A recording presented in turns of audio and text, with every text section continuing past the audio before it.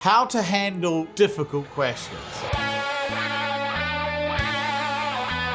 So how to handle difficult questions? It's actually a bit of a lie. There are no such thing as difficult questions. Every question should be handled the same way. You respond with another question. It's known as Socratic Question. Other than guessing or assuming, do you know why a prospect has ever asked you a specific question in the moment? Let's take a very simple question. Where are you based? Without guessing or assuming, do you know why you've been asked that question? The answer is no. Of course you don't. You can go on past experience, but you don't know in that moment why. So you can't answer it without hurting yourself. How can you answer a question if you don't know the motive, the cause, or the intent behind it? You can't. It's stupid. So what you need to learn to do is, how do I answer a question with a question without sounding like a knob or upsetting them? That's a skill. So whenever I get asked a question, let's take, where are you based? I very softly say, it's a great question. I actually don't often get asked that. I'm happy to answer. Quick question though, before I do. I'm assuming my location's important to you. Now the prospect only has several answers. Yes, no. Whatever the answer is important. Because if he says, yes, it is, I want to go back with another question.